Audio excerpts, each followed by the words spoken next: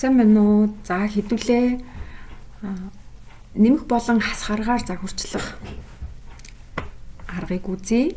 За тэгэхээр өөрөөр хэлбэл энэ нэг объектыг зурах явцдаа за энийг яаж нэмэх байдлаар загварчлах вэ? За өшөө дээрээс нь энийг хасах байдлаар яаж загварчлах вэ гэдгийг ойлгож авъя.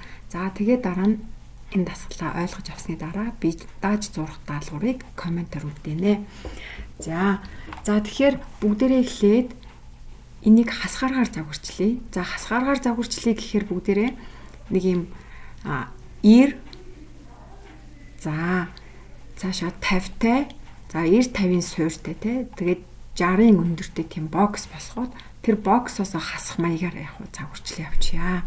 За тэгэхээр хамгийн эхлээд бүгдээрээ нэг юм бокс зурх нь шүү дээ. За тэгэхээр бокс гэхээр өмнөх хичээл дээр үзсэн учраас бүгдээр мэдж байгаа. За бүгдээ дурын газар маус нэгэ хатгаад тий маус нэгэ дараад за одоо эт авах хэрэгтэй. За эт авж гинэ гэдэг чинь нэг энэ одоо суурийнхаа тийм ээ боксынхаа суурийн эхний цэгээсээ одоо цаашаа нэг дигнал цэгээ бодож өгөх гэж байгаа гэсэн үг харьцангуйгаар тий. За тэгэхээр бид нэр x-ийн утга гэхлээр бүгдээрээ энэ x маань энд байна те y маань энэ байна. Тэгэхээр эхлээд x-ийн утгаа өгнө. X-ийн утга маань 90 таслал за бүгдээрээ 50 гэж өгнө. 50. За яагаад вэ гэхлээр яг ишинэ 50 буюу y-ийн утга ишээ 50 байгаа те. За одоо бүгдээрээ өндрийн утга буюу 60 өндрөө өгч хэрэгтэй. За тэгэхээр биднэрт ийм одоо бокс бэлэн болно л доо. За энийг босгож байгаа ерөнхий одоо овор хэмжээнд гараад ирлээ гэсэн үг шүү дээ. За тэгэхээр одоо хэдүүлээ энэ боксынхоо наадлын хан дээр энэ ерөнхий энэ хэлбэрээ зураад өгч хэрэгтэй тий. Одоо ингэ явж байгаа хэлбэрээ. За тэгэхээр хэдүүлэнд нь эхлээд юу хэрэгтэй вэ гэхээр цаанаасаа 20-ын одоо зайд одоо налуутай байрлаад байгаа энэ дээврийн оройг бүгдээрээ байрлуулж өгье. За тэгэхээр хамгийн эхлээд бүгдээрээ энэ ханан дээр нааша 20-ын зайд тий нааша 20-ын зайд нэг юм шулуун зураад өгч туслах маягаар. За эхний удаа бүгдээрээ ерөнхийдөө нарийн байгууллагуудаа хийхдээ туслах шулуун ашиглаад зурж үзье гэсэн үг. За тэгээд ер нь бол энэ ханан дээр бид нар зурах гээд байгаа учраас тий одоо биднэрт бол энэ dynamic user coordinate system гэдэг горим ассан байвал их чухал. За хэрвээ энийг энэ горим хэсгээс олохгүй байвал нь та нар за энэ customization хэсгээс гаргаад ирж болно. За энийг бүгдээрээ dynamic тийм ээ. За урдад checkтэй байх хэрэгтэй dynamic user coordinate system гэдэг маань.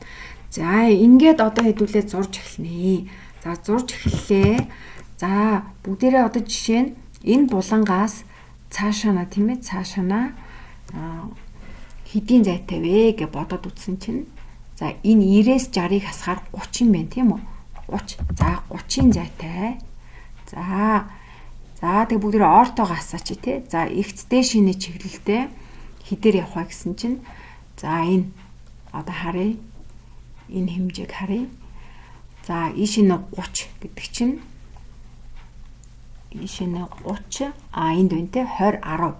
За тэгэхээр бүгдээрээ дэшинэ 20-ын зайтай явлаа. За тэгээд наашаана за перпендикуляр татчихлаа. Дэшээ 10 явлаа. За ингээд хэдүүлээ явах уу? Ишинэ. За энэ хэмжээ маань тий 50-ын зайтай. 50-ын зайтай. За ингээд нөгөө нэг туслах шулууныхаа төгсгөл дээр очиод маус нэгэд тарчна. За тэгээд энэ одоо ишинэ өндөр маань 30 байгаа учраас бүгдээрээ цаатлын ирмэгийн дундаж сэг дээр очиод харахад болно. Яг бол 60 өндөртэй учраас тий. За ингээд ерөнхийдөө хэлбэр маань яг ингээ гараад ирж байгаа гэсэн үг. За энийг ингээ холбочи дараа нь хэдүүл энэ хэлбэрээ ашиглах гээд байгаа байхгүй юу? Ашиглах гээд байгаа. За тэгэхээр биднэрт бол ерөнхийдөө нэг ийм тийм ээ тухайн BT нэг хэлбэр гараад ирсэн. За одоо бүгдээрээ presspool гэдэг командыг ашиглаад за энэ presspool гэдэг командыг ашиглаад хасгааргаар энэ боксоос хасаад явчих. За тэгэхээр энүүхэн хэсэгт очихоор одоо ингээд идэвхжээд нь шүү дээ. Битүү мууж хэсэг нь тий.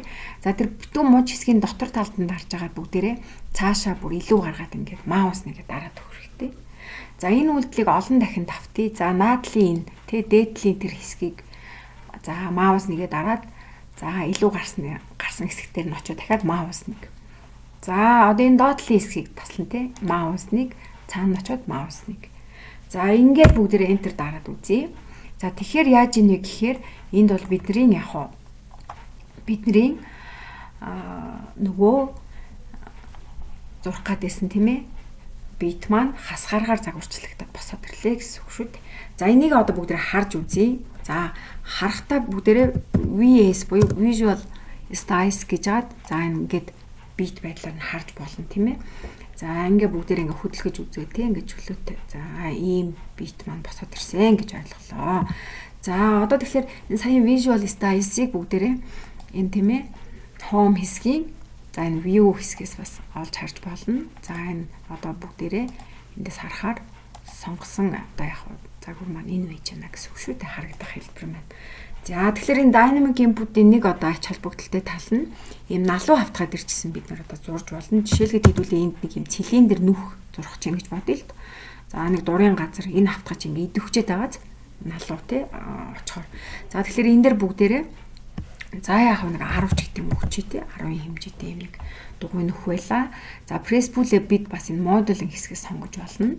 За ингэж аваад энэ дотор талын хөндийн хэсэг дээр ингэ цаашаа нараа ингэ нэвт тухаад өгч болно.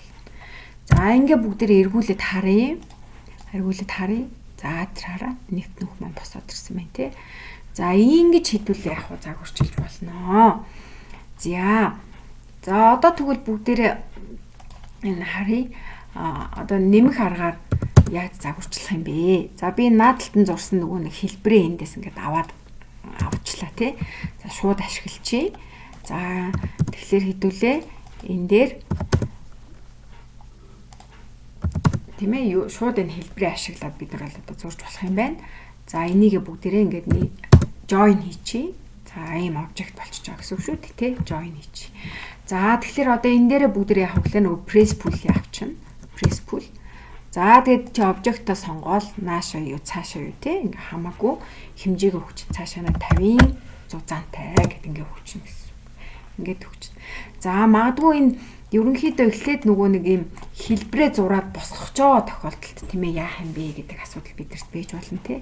За тэгвэл хэлбэрээ зураад босгохжоо тохиолдолд бүгдээрээ энэ front талаас нь хараад хавтгаагаар одоо бид нэр тий front талаас нь хараад зуръя гэж үзэж болно. За тэгвэл front талаас нь хараад одоо хэдүүлээ зурх гээд байгаа юм бол бид нар одоо нэгэсэндээ хавтгаагаа тийм ээ энэ front хэсэг дээр байрлуулах хэрэгтэй гэсэн зурх хавтгаагаа. За тэгвэл бүгдээрээ энэ хараа координат хэсгээс энэ дээр хараа front гэдгээ сонгоод ирэхээр бидний одоо дээрээс нь хараад л зөвхөн зурх боломжтой байдаг. За тэгэхээр бидний Y Z чинь X чинь тийм ээ яг энэ топын дагуу чиглэсэн байгааг харж байгаа хаа. За ингээ хідүүлээ яах вэ гэхээр одоо эхлэе. За ийшинээ 30-аар явж исэн тий. Дээшинээ 20-оор явсан. За тэгээд наашаана 30-аар бас явна гэсэн үг тий. Тэгээд дээшинээ 10-аар явж байгаа. Ингээ дээшинээ 50-аар явж байгаа тий. Хідүүлээ энэ тоонуудаа одоо чийдэлцсэн бах. За ингээ явж байгаа шүү дээ. Ингээ явж байгаа. За одоо тэгээд тэр цаа талаас нь эхлэх юм бол бүр бүгд ингэ суурнаас нь цаашаа 90-ээр эхлэх хэрэгтэй болох бах тий 90. За ингээд дээшинээ 60-тай байгаа шүү дээ. 60-тай. За тэгээ наашаана 20-тай явж байгаа гэсэн үг тий. За ингээл хэдүүлээ нөгөө хэлбэрээ гаргаад авчих боломж бүрдэж байгаа. Энэ хараа тэр 20-тай шулууныхаа төгсгөл дээр очивол харж гин үү тий. Ингээ хэлбэрээ гаргаад ирсэн. За одоо бүгд press pull авъя. Press pull авъя. За энэ ингээ битүү мууч хэсэг угаасаа үүссэн байгаа. Та нар ямар нэгэн зай завсар гарахгүй байх юм бол ингээд идвчих ёстой. За энэ дундан дарангуудаа цаашаа 50. Ингээл өгчнө. За цаашаа за бид нар нөгөө энэ 50 гэдэг үн шууд наашаа үрж штэ. За тэгэхээр нөгөө Z маань наашаа чиглэлцэн байгаа. Бид нар нөгөө front хавтгаагаа солилцсон байгаа учраас за тэгэхээр бид нар ямар нэгэн шинэ үйлдэл хийхдээ word болгоо солиод явбал бас их зүгээр байгаа шүү. За ийм болж байна. За энэ дээр тэгээ бүгдээрээ нэмэх аргаар одоо загварчлал хийж байгаа юм чинь бас энэ налуу ханан дээрээ тий бас нэг ингээд нэг яндан шиг юм нааш нь татаж үзье. За тэгвэл бүгдээрээ тэр налуу дээрээ тийм ээ dynamic input чаа нөгөө dynamic user coordinate system чи ажиллаж байгаа учраас тийм ээ асуудалгүй. За ингээд дундан дараад бүгдээрээ шинэ нэг 50 урттай яндан ч юм уу тийм ээ босгож ийн гэж үзэж болно. За ингээд бүгдээрээ ерөнхийдөө яах вэ? Bit маань болчих чинь тий. За ингээд бүгдээрээ энэ дээр өнгөгийн за PR гэж дуудаад properties гэж дуудчихъя.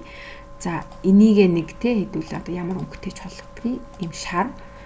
За энэ обжектойгоо бүгдээрээ за энэ обжектойгоо за эск дараад те дангаар нь идэвхжүүлж хагаад энэ улаан ч юм уу те болгож болно. За ингээд хэдүүлээ одоо яг нөгөө өнөөдрийн те сурах гээд байгаа тэр нэмэх хасах аргаар загварчлах pressful команда сурж авлаа. За ингээд комент хэсэгт үлдээсэн даалгаврыг гүйцэтгээд асуух зүйлээ асуугаад яваарай. Амжилт хүсье.